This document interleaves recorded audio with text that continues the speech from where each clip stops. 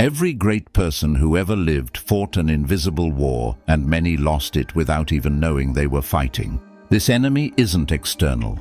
It lives inside your own mind, whispers from your own voice, and feels like your greatest strength. It is the silent partner of your success, waiting patiently for the perfect moment to turn into your worst enemy. You build something incredible, and then a strange impulse makes you tear it all down, piece by piece. History is littered with the bodies of kings and queens who became so confident they walked straight off a cliff. They were blinded by their own legend, deaf to warnings, and consumed by the very thing that made them feel special.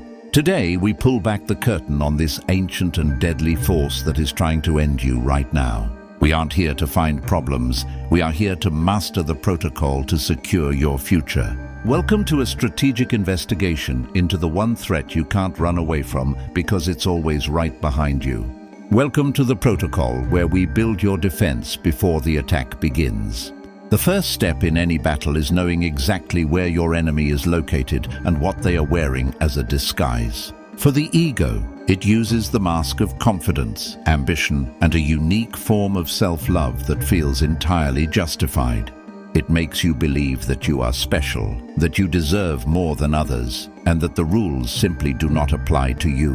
When you are on top of the world, it sings praises in your ear, making you feel like a god among mortals. But when you are at the bottom, it screams at you, telling you that the world is broken and everyone is trying to hold you back. The easiest way to spot it is to look at your response to the simplest word in the English language, no. If no feels like a personal attack, or if feedback feels like an insult, you aren't listening to criticism, you are listening to your ego. It demands constant validation, constant praise, and will happily trade your long-term success for a few seconds of feeling right. The mirror test isn't just about looking at yourself. It's about seeing which face you are actually looking back at. Are you seeing your true self, or are you looking at the bloated, fragile legend your ego wants you to believe you are? Success is a terrible teacher, but your ego is an even worse one, and they often work together to destroy you. Success teaches you that you are brilliant, that your mistakes are irrelevant, and that you have figured everything out. Your ego loves this. It will happily ignore the reality of a situation in order to protect this new, fragile identity you have created. When things go well, your ego tells you it was 100% because of your genius, and when things go wrong, it was 100% because of bad luck or someone else's mistake. This is the moment your ego starts writing fictional stories that you and only you actually believe. You start living inside a bubble of your own creation, surrounded by people who will only tell you what you want to hear. This is how a smart person makes a dumb decision, because they aren't looking at the real world. They are looking at their ego's filtered version of it.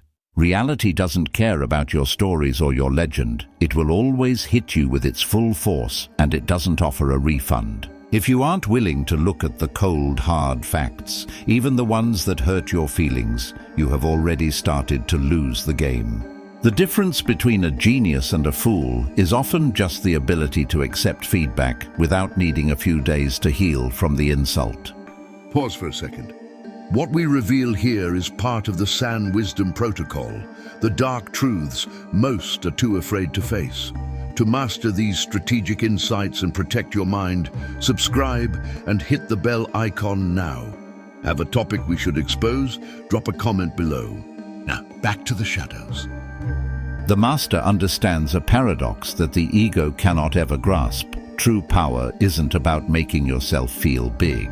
It is about making yourself small so that you can become something truly great, something that can survive the storms. Humble isn't about weak. It's about being secure in who you are without needing external praise to prove your worth. When you stop wasting all your energy trying to impress others or defend your image, you can focus that same energy on doing the real work. A master is an eternal student, always curious, always learning, and always aware of how much they still do not know.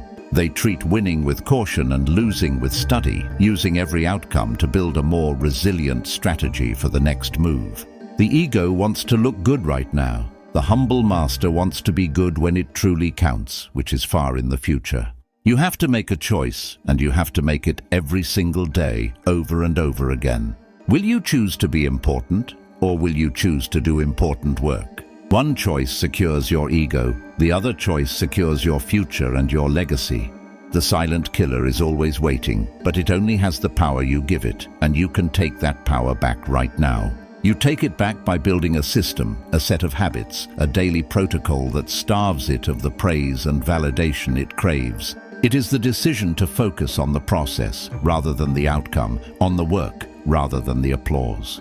You must have a small group of people around you who can tell you the brutal truth and who are brave enough to tell you that you are wrong. This isn't just about psychology. This is about survival in a world that is always trying to knock you down. This is the quiet discipline of the long game, the commitment to being better today than you were yesterday without needing an audience to watch. The battle isn't over. In many ways, it has only just begun.